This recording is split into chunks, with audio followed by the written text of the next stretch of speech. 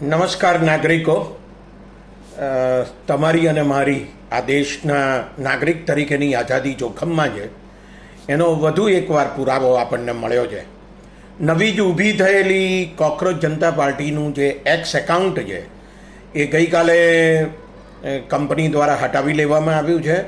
એનું કારણ એ છે કે મોદી સરકારના વીજાણુ અને ઇન્ફોટેક મંત્રાલય દ્વારા આ એક્સ કંપનીને સૂચના આપવામાં આવી, આદેશ આપવામાં આવ્યો કે તમે આ એકાઉન્ટ બંધ કરી દો. આવી સૂચના એને આપવામાં આવી કારણ કે મોદી સરકાર પાસે ઇન્ફોટેક કાયદો છે અને એની કલમ 69A મુજબ એને આવી સત્તા મળેલી છે. આ સત્તાનો એણે દુરુપયોગ કર્યો છે. અખબારી અહેવાલમાં તો એમ જણાવવામાં આવ્યું છે કે ઇન્ટેલિજન્સ બ્યુરો દ્વારા જે કંઈ સૂચના આપવામાં આવી મંત્રાલયને એને આધારે આ નિર્ણય લેવામાં આવ્યો છે. સવાલ એ છે કે ઇન્ફોટેક કાયદાની જે કલમ છે 69A એમાં શું લખેલું છે? એમાં એમ લખેલું છે કે કોઈપણ પ્લેટફોર્મને કોઈપણ કન્ટેન્ટ તેના પરથી હટાવી લેવાને માટે સરકાર આદેશ આપી શકે છે. હવે સવાલ ઊભો એ થાય છે કે આ કઈ પરિસ્થિતિમાં આદેશ આપી શકાય?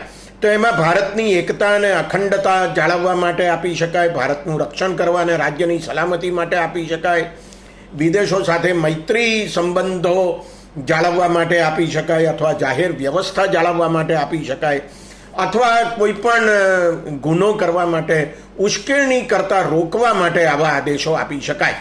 સવાલ એ છે કે કોકરોચ જનતા પાર્ટીએ જે આ એકાઉન્ટ ઊભું કર્યું એનાથી દેશની કઈ સલામતી જોખવાઈ ગઈ?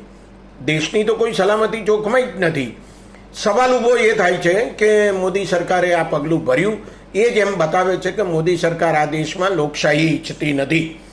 જે કંપનીએ હટાવ્યું એ એક્સ કંપની એલોન મસ્ક નામના માણસની છે. એ અમેરિકાના નાગરિક છે, અમેરિકાના મોટા ઉદ્યોગપતિ છે અને એલોન મસ્કની જે મિલકત છે એ $840 અબજ છે કે જે ભારતના વિદેશી દેવા $765 અબજ કરતાં પણ ઘણી વધારે છે.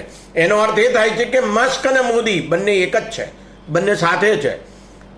છેલ્લા કેટલાક વર્ષોમાં 3 વખત તેઓ મળ્યા છે અને એક વખત તો એમણે બહુ લાંબી વાતચીત કરી છે.